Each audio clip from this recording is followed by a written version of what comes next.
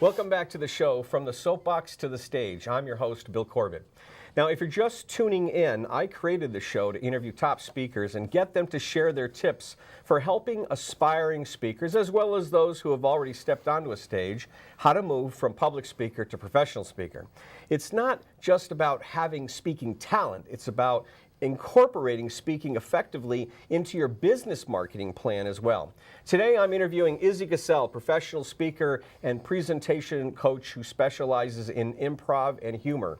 He is the author of several books, including Playing Along, 37 group learning activities borrowed from improvisational theater. Mr. Gesell is an organizational alchemist who helps people navigate their internal log jams and emerge more confident, spontaneous, and effective through his keynotes, breakouts, coaching, and facilitated sessions. Thank you for hanging in there. And that word's going to cause me to trip up. Improvisational. Oh, okay, yeah, great. yeah. We got that. Yeah. All right.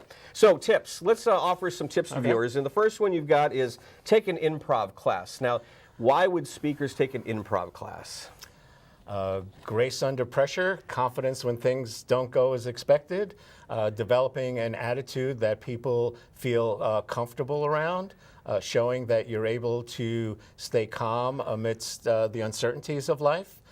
Basically, when you're a speaker, you are a role model.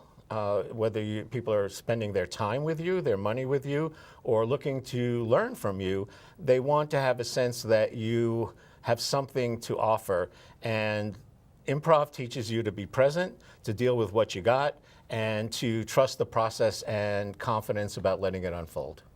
It is so important, and I think it's incredibly important for speakers because as a good professional speaker, staying on the stage, you are on a platform, whether you're raised up or not. Right. And your audience has expectations of you. They put you on a different level. And then when something doesn't go well, and the speaker is not used to that kind of reaction, and they get angry or get upset in front of a large audience, then it reflects on their credibility. Would you agree? It reflects on their credibility. It also changes the attitude in the audience, so it's hard to bring them back. You know, one of the things that speakers have to deal with is an understanding that even if you're scripted, even if you're practiced, even if you have exactly every word down, things aren't always going to go perfectly. So you have to not necessarily anticipate everything that could possibly go wrong, but anticipate that something may go wrong. So you have to be able to pivot in a way that is quick, is confident, and allows you to move forward rather than getting stuck in that moment. You know, it's interesting because speakers have to understand that something could go wrong very easily. When I wrote my book, From the Soapbox to the Stage, I actually had another chapter there I was going to include, which is all the nightmares that speakers have experienced. Then I realized it was probably scare so many people away from being a speaker. I took it out and created a separate book, and I have that up on Amazon. But things can go wrong, from power shortages to someone passing out. I once heard a speaker somebody right in the front row passed away in the middle of the presentation. I had somebody have a heart attack right in front of me while I was doing a humor program.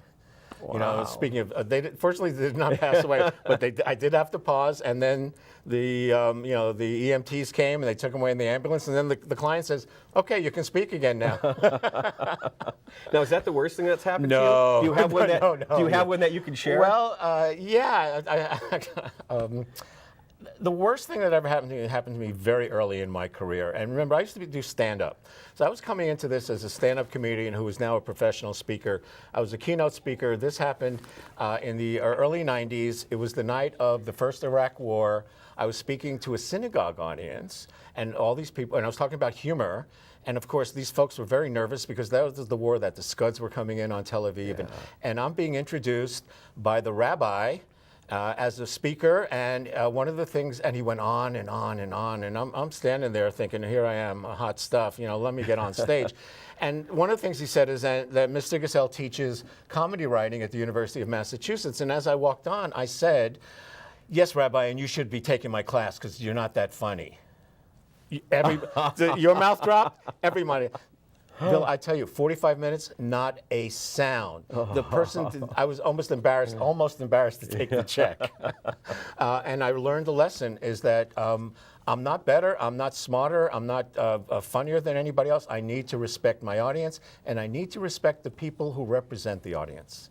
And it's not about me, and I learned that early, thank goodness, but I still cringe. I still cringe. Yeah, you're right. So sometimes the thing that can go wrong is our mouth can go wrong, Yeah. or our brain doesn't work with our mouth. Exactly, Right? or we think we're so funny that if I'm a humorist, anything I say is okay. And what I did not realize was that this was not a comedy club where the audience expects to have banter. This was a motivational talk where people were looking to be uplifted. And that's the other lesson for speakers, is know your audience and know what they expect and what they're going to leave with, and give it to them. That's a big one, and as on your list, you have to understand what you're, because I've seen so many speakers, and a classic one that I wrote about in my book was one of my first presentations I went to. They brought in the company president, and he said, "I don't know what you people do, but they tell me you do it well."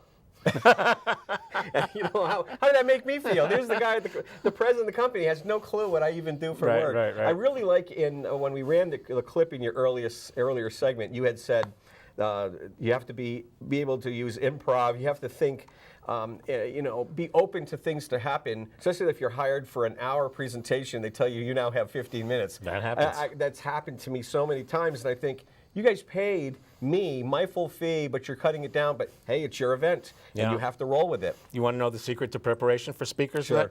Work in modules. Develop your speech in modules, so that if you had to cut things out, you're not cutting out the flow. You're just cutting out things that the audience will never know you missed. Right. And I love the phrase, don't show them your underwear. Don't let them know what they don't need to know about the behind the curtains of your presentation. The other thing I learned from comedy is the audience doesn't know what you leave out. Yes. So, I used to be afraid that I'd forget my material, and my comedy writing teacher said the audience doesn't know what you leave out. Yeah, right. the thing that kind of bugs me about speakers is when they say, well, I was going to bring this thing and I left it behind. Really? You didn't need to tell us that because we wouldn't have known. Right. Or I was going to tell you about this, but I forgot what it is. And that's where you reveal their underwear. Or things like, if I had more time, I'd tell you this great story. But The other one the other pet peeve I have is when the speaker says, "How many here drive a red sports car?" Well, let me tell you about red sports cars, right? Well, then you got people putting their hand up and they're feeling awkward. It's like, wait until people raise their hand because they love to participate. But the speaker who doesn't acknowledge your audience's hands, right? And then just says, "How many here drive a red sports car?" Well, let me tell you about red sports cars. Stop for a moment and let your audience feel good about the fact that they took the chance of raising their hand and maybe feeling awkward about that and responding. Exactly. And don't ask a question that is irrelevant.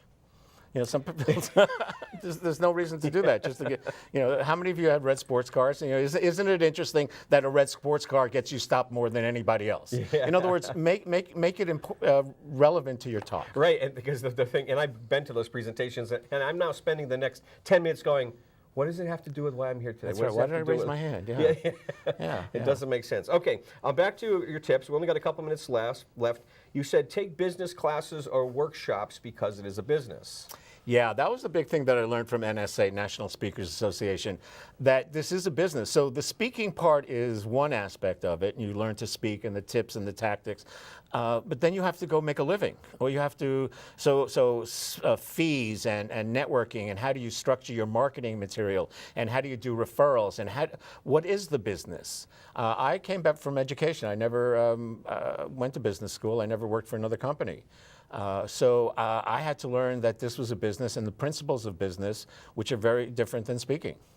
So I think it's an important thing to remember, that you could be a great speaker, and in order to make a living, you have to be a good business person. Another one, you said there is no substitute for stage time. Right.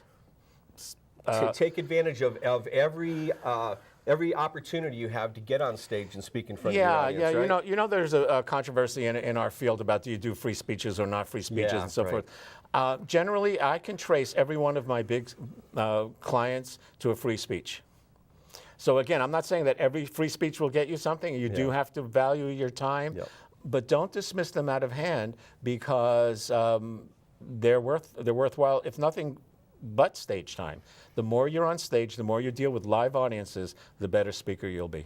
And you're so right. So many times when I say, how did you hear about me, when I get the phone call, and they say, well, I came to this free thing that you did. Oh, nice. You have no idea where it's going to go if you give your time. Just another minute left, but let's see. You said ask for specific feedback from your client. Yeah, I have a pet peeve about the evaluations that we get, 1, 2, 3, 4, 5, very satisfied. So it doesn't really tell us anything. What you want people to tell you, individually or in person, is what did you like, what could be improved, and what would you like to see that wasn't there? Good. Excellent tips. Well, thank you so much for coming out. It was my pleasure. Izzy, glad that you were able to come out here. And this is a different topic that we don't always think about, improv and relaxation when you're uptight and speaking on the stage. So thank you so much. You're welcome. On today's show, we met Izzy Gesell, professional speaker and presentation coach who specializes in improv and humor. His primary tip for us was to consider improv theater to discover and exploit our signature uniqueness so we are more memorable of a presenter. Now, it takes a lot of courage to get up in front of others and speak. It takes even more courage to do it as part of your business or marketing plan. And when you do, it will set you apart from your competition and get you noticed by your prospects and your customers. So make the choice to be different from the rest. I hope you'll join me for future episodes of the show as I set out to tap into the knowledge and wisdom of professional speakers who are willing to share their secrets for success on the stage. As Dale Carnegie once said, make the most of today, get interested in something, shake yourself awake, and let the winds of enthusiasm sweep through you with gusto. I'm Bill Corbett, and I'll see you the next time on From the Soapbox to the Stage.